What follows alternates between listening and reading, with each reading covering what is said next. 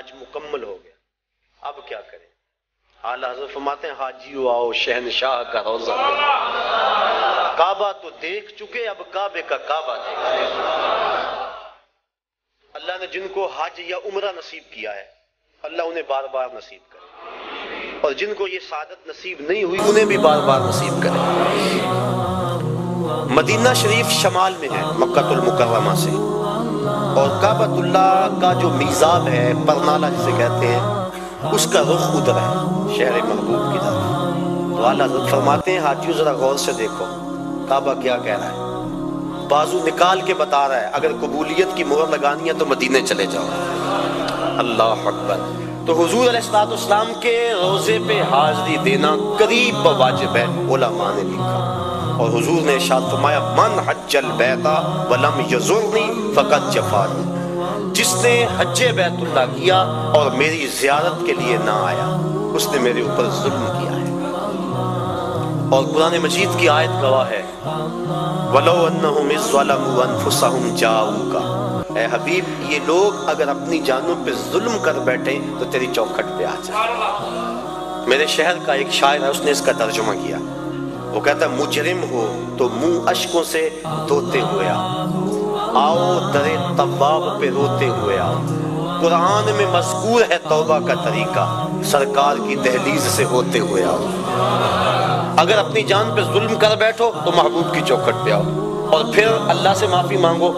معافی ہو جائے گی نہیں، رسول تمہارے لیے اللہ سے استغفار طلب کرے، تو تم معافی مانگنے آئے تھے اللہ رحمت بھی عطا کر دے گا۔ لَوَجَدُ اللَّهَ تَوَّابًا رَحِيمًا، تم توبہ کے لیے آئے تھے اللہ رحمت بھی اپنے جناب سے دے گا کیونکہ محبوب کو جو ساتھ لے کر آئے۔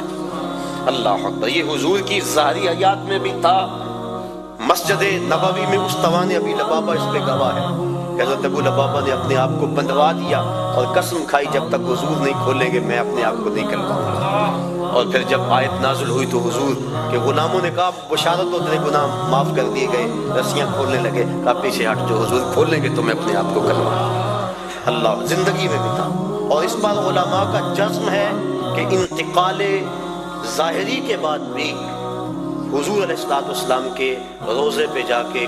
گناہوں کی بخشش کا سوال کرنا امت کو اس کا حکم ہے، اور جاؤکا کے اندر یہ بات داخل ہے۔ ابن کثیر مکی نے اس واقعہ کو بیان کیا ہے،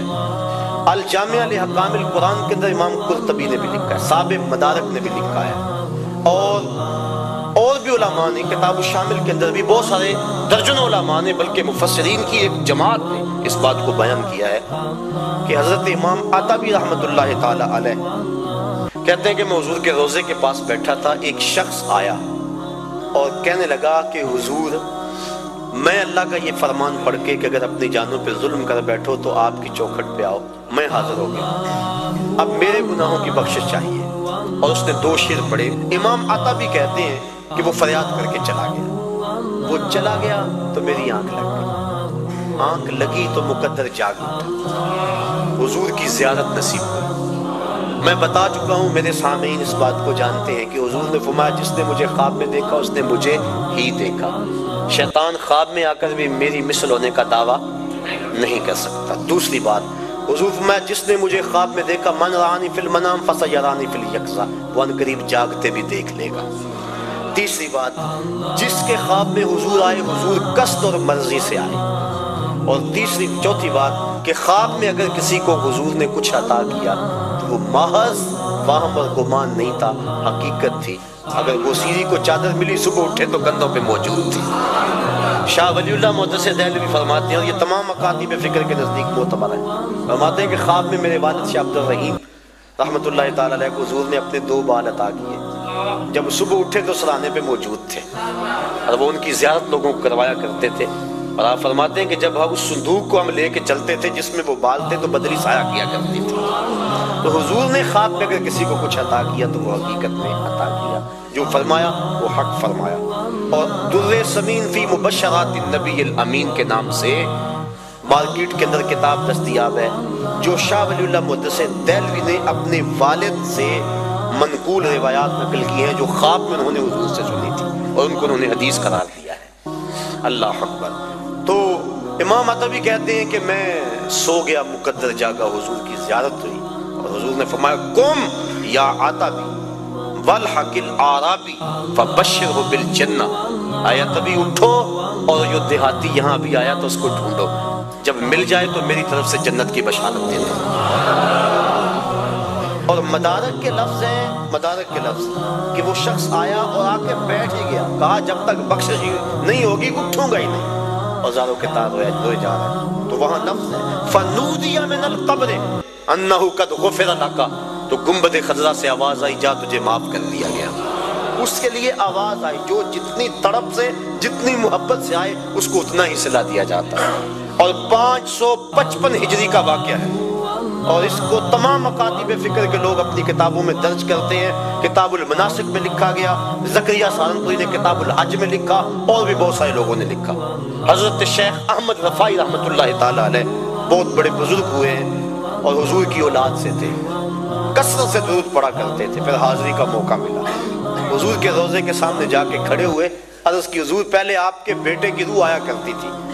اور آپ کا روحانی جواب پہنچتا تھا، آج جسم آ گیا، اور آج میں نے جو ہے وہ جواب بھی اس انداز کا لینا ہے۔ 70,000 آدمی مسجد نبوی میں موجود تھے۔ حضرت غوث اعظم شیخ عبد القادر جیلانی رحمۃ اللہ تعالی علیہ فرماتے ہیں اتفاق سے میں بھی وہاں موجود تھا۔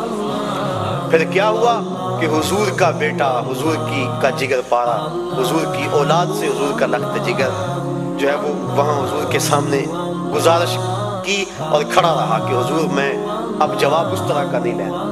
70,000 آدمی نے دیکھا کہ گنبد خضرا سے حضور کا دست مبارک باہر آ گیا، اور حضرت امام رفاعی نے ساتھ کو چوما،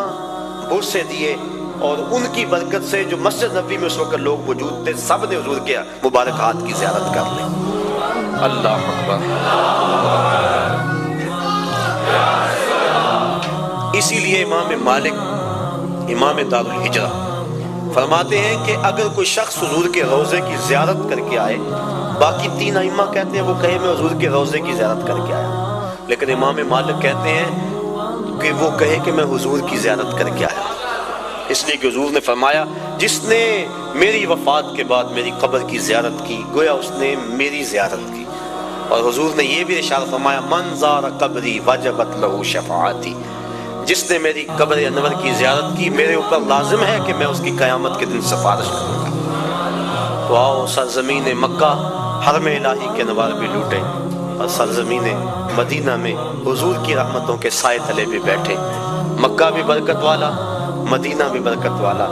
مکے کی حاضری کے کیا کہنے اور مدینہ کی حاضری کے کیا کہنے، بات لمبی ہو جائے گی، بہت لمبی۔ جب میں سفر حجاز کے لیے حاضر ہوا تو واپس لوگ ملنے کے لیے آئے تھے، بڑا لوگوں کو شوق تھا کہ ان سے داستان سنیں۔ میں نے جگہ جگہ ان دنوں کے اندر تذکرے مدینہ شریف کے اور حرم الہی کے کیے، تو دوست آ بیٹھے، وقت تھوڑا تھا، میں نے کہا کہ یار مختصر کہانی نہ سنا دوں، ایک تو لمبی کہانی ہے جو صدیوں پر پھیلی ہوئی ہے تو ختم نہیں ہو سکتی، ایک ایک لمحہ صدیوں پہ محیط ہوتا ہے، اور ایک کہانی 2 لفظوں میں سناؤں۔ انہوں نے کہا چلو وہ بھی سنا دو، تو میں نے کہا کعبۃ اللہ پہ پہلی نظر بڑی مشکل ہے اور روضہ رسول پہ آخری نظر بڑی مشکل ہے، تو یہ اس سفر کی داستان ہے، اس سفر کی کہانی ہے۔ اللہ مجھے آپ کو بار بار سفر حرمین نصیب